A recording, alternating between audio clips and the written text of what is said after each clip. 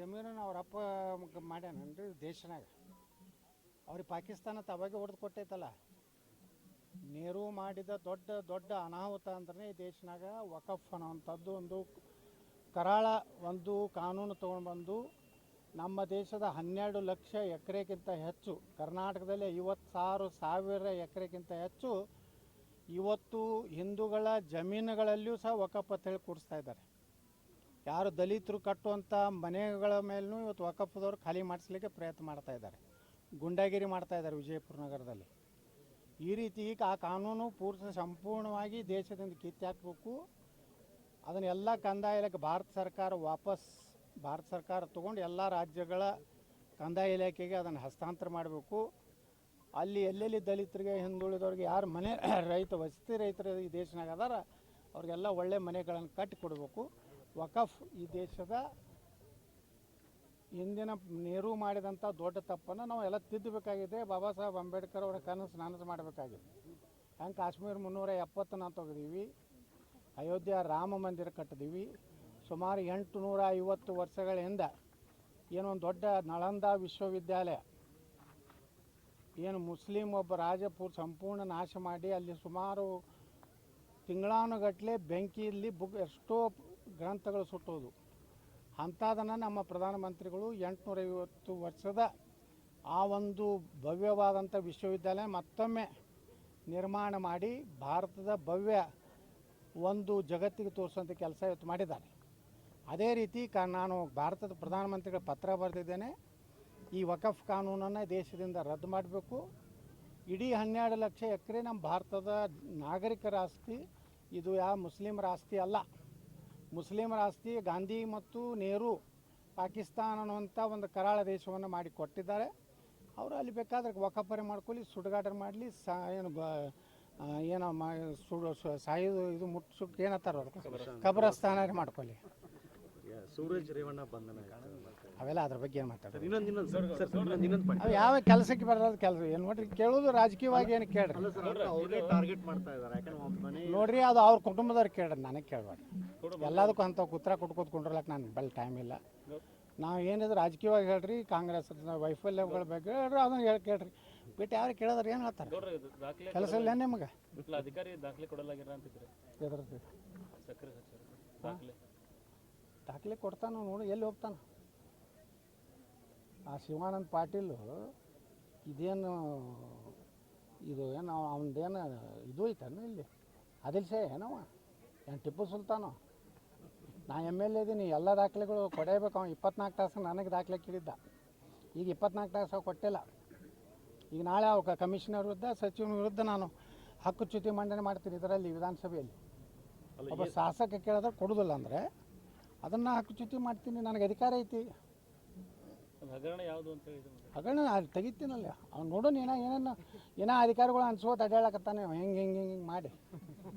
ಪ್ರಾಯಶಃ ಪಡಮಟ್ಟು ಪ್ರಾಮಾಣಿಕತೆ ಏನು ಭಾಷಣ ಹೊಡಿತಾನಲ್ಲ, ಸಹಕಾರಿ ಕ್ಷೇತ್ರ ತಿಂದು ತೇಗಿ ಬಾಗಲಕೋಟ್ನಾಗ ಸೋತ ಮ್ಯಾಗೂ ಹೆಚ್ಚು ರೊಕ್ಕ ಉಳಿಸ್ಕೊಂಡು ಅವನೇ. ಈಗ ಈ ವಿಜಯಪುರ ಬರಗಲ್ಲ ಜಿಲ್ಲೆ ಅರಣ್ಯ ಪ್ರದೇಶ ಕಡಿಮೆ ಐತೆ, ಸಾಕಷ್ಟು ಮಳೆ ಐತಲ್ರಿ. ಇದು ಏನಾಗಿದೆ ಅಂತಂದ್ರೆ ಈಗ ವಿಜಯಪುರ ಸಿಟಿ ನೋಡ್ರಿಲ್ಲ, ಗಿಡಗಳು ಎಷ್ಟು ಚಂದ ಬಂದಾವ ಎಲ್ಲ ಕಡೆ ಅರಣ್ಯ ಬೆಳೆಸೋಕ ನೀವೆಲ್ಲ ಸಂಘ ಸಂಸ್ಥೆಗಳೆಲ್ಲ ಸೇರಿ ಗಿಡ ನೆಡೋ ಕೆಲಸ ಆಗ್ತವೆ ನೋಡ್ರಿ. KBJನಲ್ಲಿ ಏನಾಗಿದೆ 6 ಲಕ್ಷ ಸಸಿಗೆ ಕೊಡಬೇಕಾದ 5 ಕೋಟಿ ರೂಪಾಯಿ ಹಣನ ಈ ಹೋದವರೆ ಬಿಡುಗಡೆ ಮಾಡಿಲ್ಲ. ಈಗ ಅವರು 6 ಲಕ್ಷ ಸಸಿನೇ ಉತ್ಪಾದನೆ ಮಾಡಿಲ್ಲ. ಏನು ಹೇಳ್ತೀರಿ? DK ಶಿವಕುಮಾರ್ ಇಲಾಖೆ ಇದೆ. ನಾ ಇವತ್ತು ಅರಣ್ಯ ಇಲಾಖೆ ಅಧಿಕಾರಿಗಳಿಗೆ ಫೋನ್ ಮಾಡಿದ್ದೆ ಮುಂಜಾನೆ, ನಮ್ಮ ಗೋಶಾಲೆಗೆ ಎಷ್ಟು ಗಿಡಗಳು ಕೊಡಬೇಕಂತೇಳಿ. ಅವ್ರು ಹೇಳಿದ್ರು ಈ ಸಲ ಯಾವುದೇ ರೀತಿ ಹಣನೇ ಕೊಟ್ಟಿಲ್ಲ ಅರಣ್ಯೀಕರಣಕ್ಕೆ.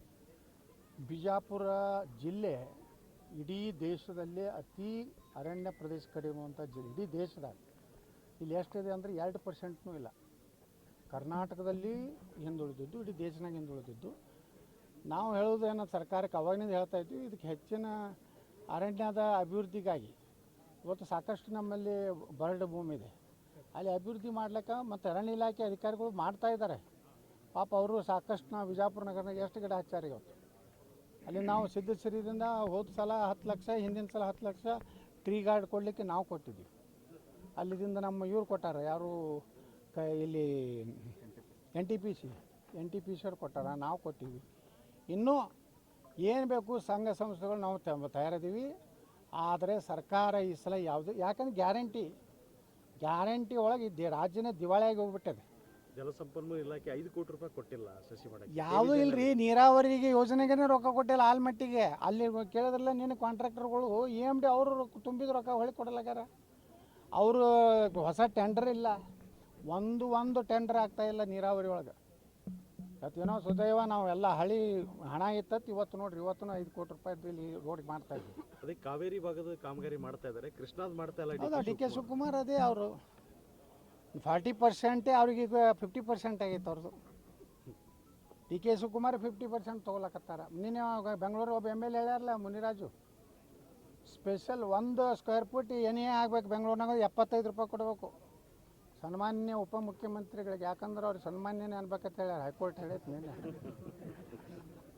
ಹೇಳ್ಯಾರಿಲ್ರಿ, ವಿಜಯೇಂದ್ರಿಗೆ ಹೇಳ್ಯಾರ, ಸನ್ಮಾನ್ಯ ಮುಖ್ಯಮಂತ್ರಿಗಳು ಸನ್ಮಾನ್ಯ ಉಪಮುಖ್ಯಮಂತ್ರಿಗಳು 1 ಸ್ಕ್ವೇರ್ ಫೀಟಿಗೆ 75 ರೂಪಾಯಿ ತೊಗೊಳಕತ್ತಾರೆ. ಸನ್ಮಾನ್ಯ ಉಪಮುಖ್ಯಮಂತ್ರಿಗಳು 50% ಲಂಚ ಹೊಡಿತಾ ಇದ್ದಾರೆ. ಸನ್ಮಾನ್ಯ ಉಪಮುಖ್ಯಮಂತ್ರಿಗಳು ಹಗಲು ದೊರಡೆ ಮಾಡ್ತಾ ಇದ್ದಾರೆ. Yes sir. ಸರ್, ಈಗ ದಾವಣಗೆರೆ ಸೋಲು ವಿಚಾರದಲ್ಲಿ ಹೊಂದಾಣಿಕೆ ಆಯಿತು ಅಂತಾರೆ ಸರ್. ಅವ್ರು ಯಡಿಯೂರಪ್ಪನವ್ರು ನಿನ್ನೆ ಹೇಳ್ಯಾರಲ್ಲ, ನಮ್ಮ ತಪ್ಪಿನಿಂದ 4-5 ಸೀಟ್ ಕಟ್ಕೊಂಡ್ವಿ ಅಂದ್ರೆ ಅದುವರೆಗೆ ಬರ್ತದೆ. ಅದು ಮಹಾಸಭಾನ ಹೆಸರು ತೊಗೊಂಡ್ರು ಸರ್. ಮಹಾಸಭಾ ಇವ್ರು 3 ಮಂದಿ ಅದಾರ. BSY, ಬಿ ಅಂದ್ರೆ ಭೀಮಣ್ಣ ಖಂಡ್ರೆ, ಎಸ್ ಅಂದ್ರೆ ಸಾಮನೂರು ಶಿವಶಂಕರಪ್ಪ, Y ಅಂದ್ರೆ ಯಡಿಯೂರಪ್ಪ. ಕರ್ನಾಟಕ ವೀರಶೈವ ಮಹಾಸಭೆ ಅಂದರೆ ಈ 3 ಮಂದಿಯ ಕುಟುಂಬದ ಒಂದು ಸಂಸ್ಥೆ. ಅವ್ರು 3 ಮಂದಿ ಮಕ್ಕಳು, ಮರಿ ಮೊಮ್ಮಕ್ಕಳು, ಹೆಂಡತಿ, ಗಂಡ, ಸೊಸಿ ಎಲ್ಲರೂ ಆರಿಸಿ ಬಂದು MLA, MP, MLC ಆಗಬೇಕು. ನಾವೆಲ್ಲ ಅವ್ರದ್ದು ಮನ್ಯಾಗ ಕಸ ಬಿಡ್ಬೇಕು. ಹಂಗೆ ಇಲ್ಲೊಬ್ಬರು ಗಜಕೇಸರಿ ಅಂತ ಹೇಳಿ ಹಂಗೆ ರಾಹುಲ್ ಗಾಂಧಿ ಹಂಗೆ ಗಾರ್ಡನ್ನಾಗ ನೀರು ಹೊಡಿಲಿಕ್ಕೆ ಆಗ್ತಿತ್ತಲ್ಲ, ಈ 3 ಕುಟುಂಬಗಳಿಗಾಗಿ ಈ ಲಿಂಗಾಯತರೇನು ಅದಾರಲ್ಲ ಕರ್ನಾಟಕದವರು, ಅವ್ರ ಮನೆಯಾಗ ನೀರು ಹೊಡಿಬೇಕು, ಉಳ್ಳಾಗಡ್ಡಿ ಹೊಳ್ಕೊಡ್ಬೇಕು ಅವ್ರಿಗೆ ಊಟ ಕೂತ.